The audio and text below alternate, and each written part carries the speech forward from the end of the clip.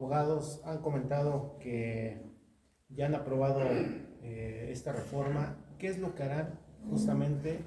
¿Si utilizarán las acciones legales para evitar que se aplique no solamente en el país, sino aquí en el estado de Tlaxcala? Bueno, para empezar, yo quiero decirles que tengo conocimiento de 3 amparos y se han emitido de manera preventiva suspensiones a la consecución de los actos del proceso legislativo y que versan precisamente en no tomar en cuenta a los usuarios, al final de cuentas.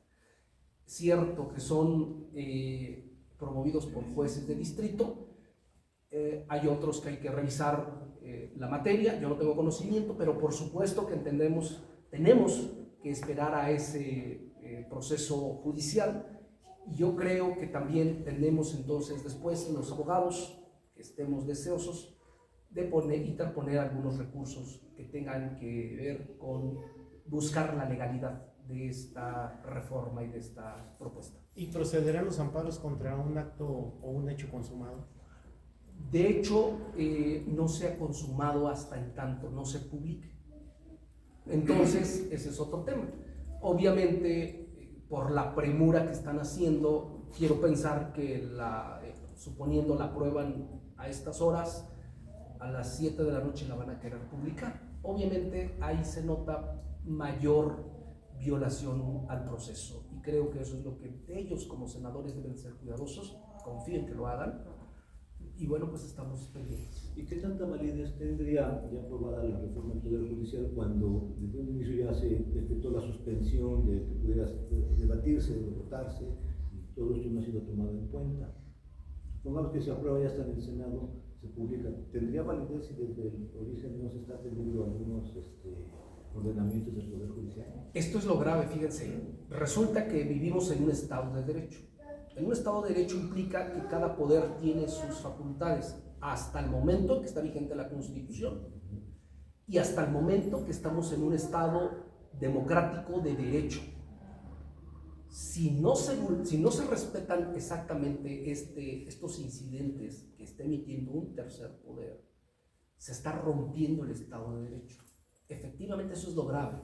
Y entonces estamos a un paso de que se rompa el equilibrio de poderes. ¿Y qué pasaría si se impone? Estamos de facto ante un rompimiento del Estado de Derecho y ante una dictadura, eminentemente. Entonces, eso es grave, ¿no? Porque daría pie a quizás hasta un golpe de Estado. Es muy grave lo que está pasando. Por eso es que tenemos que convocar a razonar este tipo de actos. ¿Cuál es el objetivo de esta prisa porque se apruebe esta reforma? Y la otra, una vez que se apruebe la reforma, ¿hay modo de que la Corte intervenga para echarla abajo? ¿O se queda ya así mientras esté la mayoría de Morena en el Congreso, en las cámaras? Pues hay algo importante que debemos decir. El Poder Judicial, tal y como está ahorita en la Constitución, es el garante de la Constitución. Es decir, es como cuando tenemos un hijo y uno de los papás tiene la guardia y custodia. El Poder Judicial tiene la guardia y custodia de la Constitución. Entonces, bajo ese concepto, en este momento prevalece esta Constitución. En esa tesitura, por supuesto que se debe de respetar el proceso legislativo. Se deben de respetar todas las etapas. ¿Qué pasaría? ¿O qué está pasando con esa premura? Es lo que no entendemos. Eso es algo que alarma, ¿no? Son focos de alerta que nos dice cuál es la premura. Nosotros también lo vemos.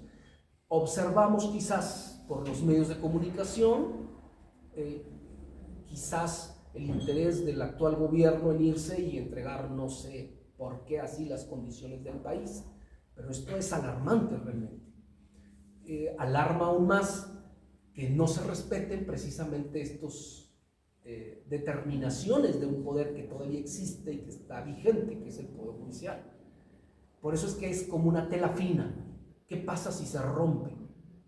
Eso es lo grave que tenemos que estar atentos los ciudadanos y por supuesto también los medios de comunicación. Pero ya esta es una historia que México está viviendo, ya sin una pregunta, es Comentario. Es un escenario que México ya está viviendo o está repitiendo la historia, no a tales niveles como ahora, pero Zedillo disolvió prácticamente a la Corte y nombró a sus propios ministros en su momento, ¿no? Él lo hizo también teniendo a todo el poder legislativo sometido al poder del PRI, y ya sucedió, ¿no? Ya la Corte se disolvió y los ministros fueron con Zedillo o a modo del PRI en ese caso, ¿no? Es lo que está pasando ahora, también lo puede pasar, nada más que esta reforma me parece un poco más profunda, ¿no? Yo creo que son contextos distintos. Son contextos distintos, ¿no? Vivíamos en esos años 95. Teníamos. Me refiero porque tenía total control el PRI, en este caso Morena tiene el mismo control, el Primor. Sí, es lo que comentamos. Bueno, sí, repito, eran contextos distintos. En un primer contexto, lo que observábamos era que había un tratado de libre comercio que estaba iniciando. México se estaba abriendo al mundo y era necesario garantizar que el Poder Judicial fuera independiente. Y ese es el contexto con lo que me quedo. No, por eso esa iniciativa de reforma que en su momento permitió crear un Consejo de la Judicatura Federal.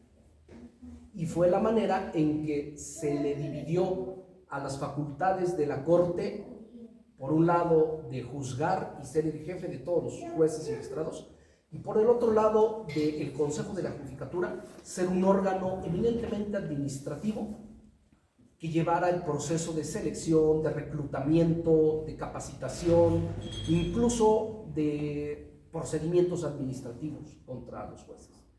Ahorita el contexto es distinto, hay las mismas mayorías, pero ¿qué pasa?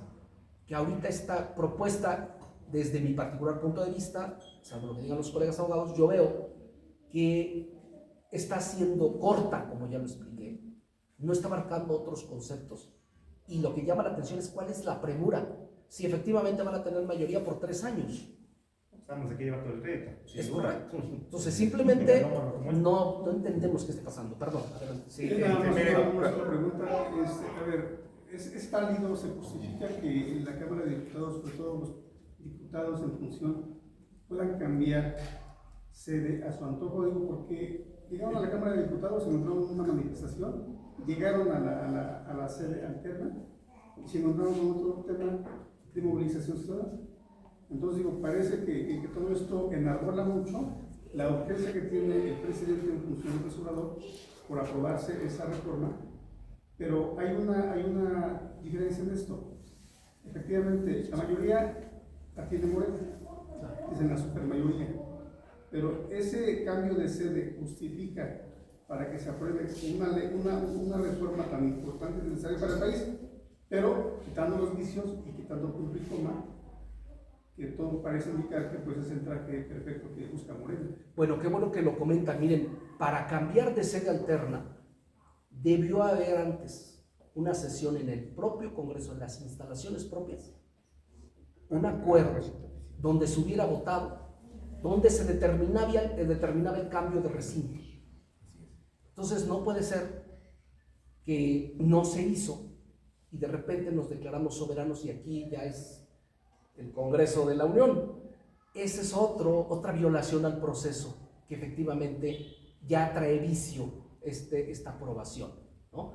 Y que obviamente al ser sojuzgada, pues obviamente puede declararse una nulidad a esa votación. Es correcto.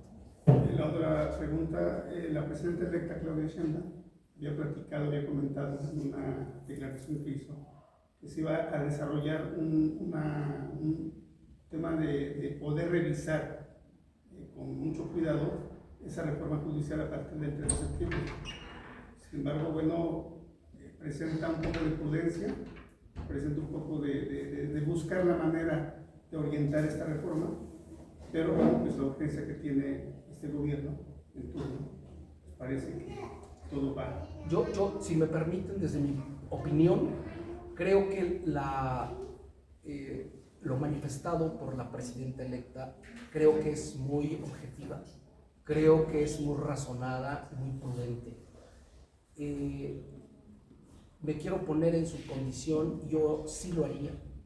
porque en ejercicio de sus funciones está por 6 años y como jefa de Estado que será, debe de cuidar precisamente, mantener la paz del país que va a gobernar. Creo que sería lo más prudente que se pudiese hacer. Las razones políticas no las entiendo, pero sí entiendo que me sumo a su propuesta. Creo que sería lo más correcto, objetivamente y por supuesto prudentemente. No sé lo que digan los demás colegas. Sí, lo que estamos viendo es un tema político, no es un tema de legalidad, es un tema político, la premura por cambiar de sede. Hasta el momento solamente se han visto los congresos itinerantes, pues cuando hay una revuelta social, ¿no? Pero no en estos momentos. Creo que ahí es donde está el tema de fondo. El asunto es político, es un capricho del presidente de la República para poder modificar y dejar planteado un sistema jurídico-político distinto al que conocemos ahora, obviamente a su conveniencia. Entonces, por eso nosotros estamos haciendo un movimiento, si se puede llamar de esta manera, de concientización, pero en base al contenido y a los efectos que pueda tener esta reforma judicial. Y pues si no hubiera otra pregunta, No, nada más. un comentario. Como colofón, nada más, creo que es Cortamos conveniente la transmisión y que ya se hagan los comentarios. mencionar que ¿por qué? Porque eso se trata, ¿no? De hacer llegar a la gente con términos sencillos. ¿Por qué no se han aprobado ciertas leyes o validado ciertas leyes por parte de la Suprema Corte de Justicia? Leyes emitidas por el Poder Ejecutivo, propuestas por el Poder Ejecutivo y expedidas por el Legislativo. Concretamente la ley de la Guardia Nacional y la ley de la industria eléctrica, que creo que marcó el punto de quiebre de lo que estamos viviendo. Bueno, como bien han dicho, se lleva un proceso en todo tipo de dictaminación de una ley, lleva un proceso legislativo que también se debe cumplir. En este caso, respecto a la ley en la que se pretendía que la Guardia Nacional pasara a ser parte del Ejército y que fue declarada inconstitucional por la Suprema Corte, fue porque simple y sencillamente se oponía al propio mandato de la Constitución, que ordena que la seguridad pública debe estar al mando al mando civil y no militar.